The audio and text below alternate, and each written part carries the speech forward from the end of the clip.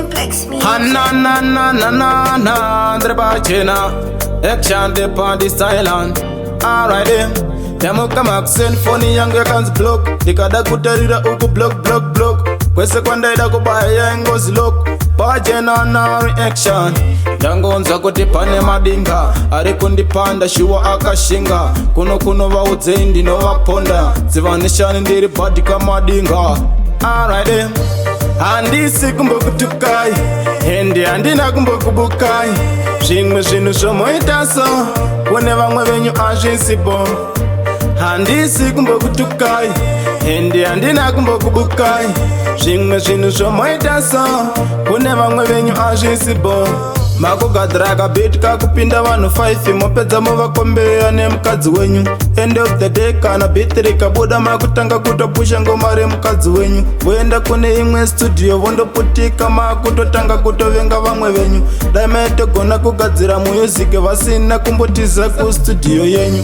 Handisi kumbokutukai, hendi handina kumbokubukai. Zvimwe zvinhu zvomoita so, kune vamwe venyu azvisipo.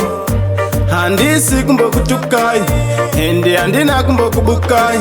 Zvimwe zvinhu zvomoita so, kune vamwe venyu azvisipo. Kubvira kare rasta vaindipanda, vechiti Dziva nishani ndomukunda. Uya kuno ndikuratidze tarenda, ameno nhasi tsoro dzawasunda. Unokunda kani chimoko chako, sandibirira verenga tsoro dzako. Nhasi uno aungabodi bhobo, ukadonetsa tinomutsa chimoto. Handisi kumbokutukai, hendi handina kumbokubukai. Zvimwe zvinhu zvomoita so, kune vamwe venyu azvisipo. Handisi kumbokutukai, hendi handina kumbokubukai. Zvimwe zvinhu zvomoita so, kune vamwe venyu azvisipo.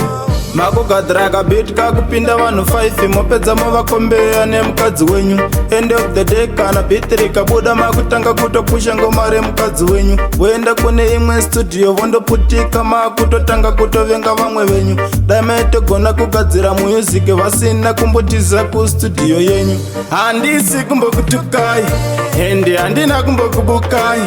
Zvimwe zvinhu zvomoita so, kune vamwe venyu azvisipo. Handisi kumbokutukai, hendi handina kumbokubukai.